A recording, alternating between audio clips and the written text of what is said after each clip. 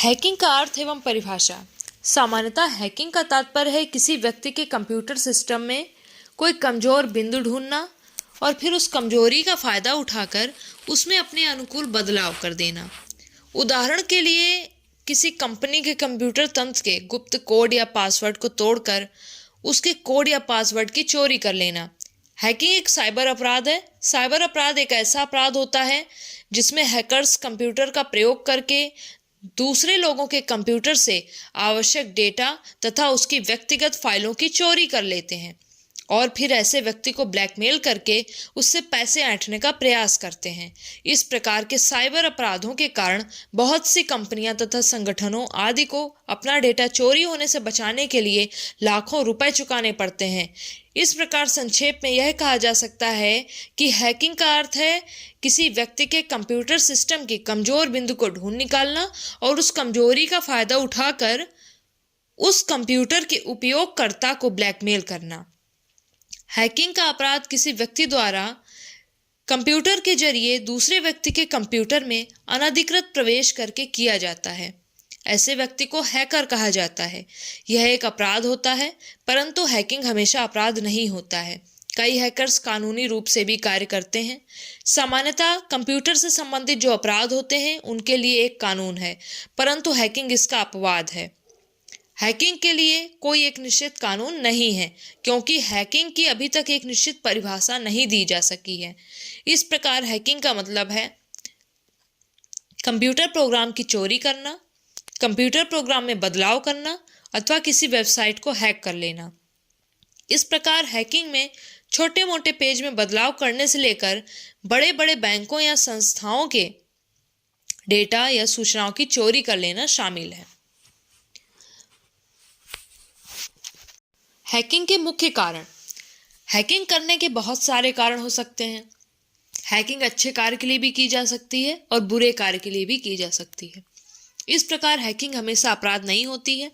Hacker वह व्यक्ति होता है जो किसी भी प्रकार की हैकिंग करता है। हैकर को लोग एक महाधूर्त चोर की नज़र से भी देखते हैं और एक जीनियस की नज़र से भी देखते हैं। वास्तव में हैकर्स को उसके काम के अनुसार विभिन्न नामों से जाना जाता है।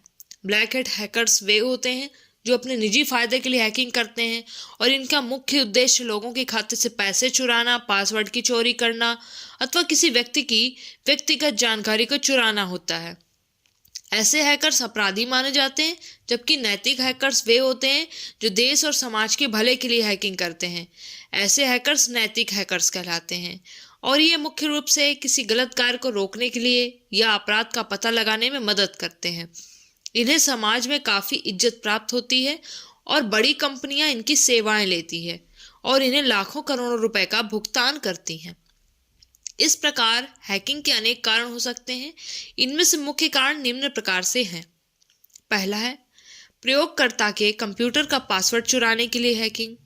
दूसरा, किसी व्यक्ति के बैंक खाते की निजी जानकारी प्राप्त करने हेतु हैकिंग। तीसरा, दुर्भावनावश अपने प्रतिद्वंदी का काम बिगाड़ने हेतु हैकिंग। चौथा, दूसरों के कंप्यूटर तंत्र के कोड को तोड़ने हेतु हैकिंग। पांचवा, अपराध को उजागर करने हेतु हैकिंग।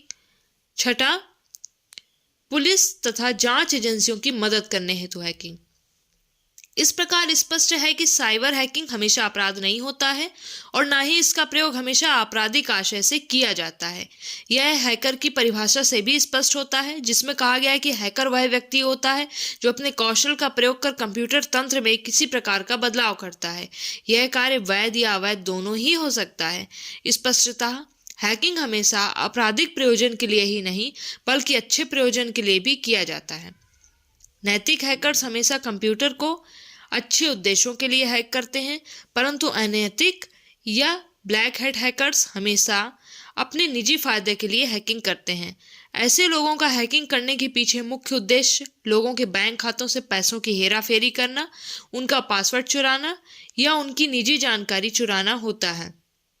ये कानून की नज़र में अपराधी होते हैं और ऐसे लोगों को पकड़वाने के लिए कानूनी इनाम भी रखा जाता है। कुछ हैकर्स अराजकता फैलाने वाले भी होते हैं।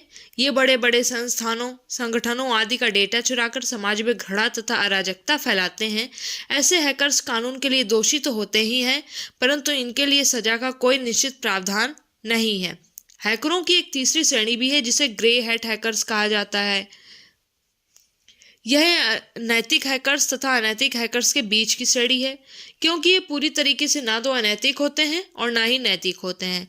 ऐसे लोग हैकिंग अपने निजी फायदे के लिए करते तो हैं, परंतु इनका उद्देश्य वास्तव में समाज को नुकसान पहुंचाना नहीं होता है।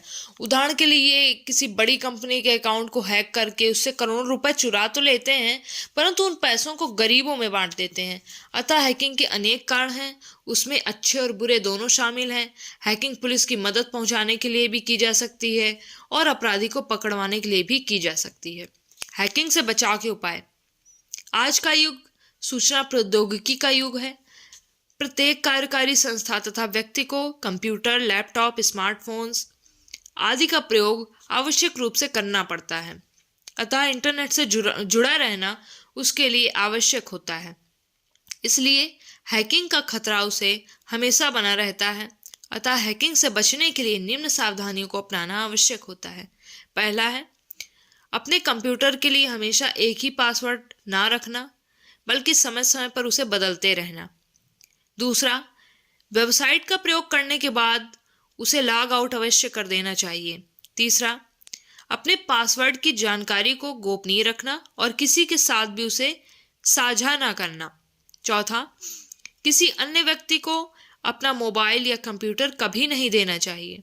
पांचवा, बैंक आदि के पासवर्ड को सुरक्षित रखना। छठा, किसी अन्य व्यक्ति के कंप्यूटर या मोबाइल फोन में अपनी कोई भी आईडी या पासवर्ड लॉगिन नहीं करना चाहिए। सातवां, अपने सभी आईडी के पासवर्ड को नियमित रूप से अवश्य बदलते रहना चाहिए।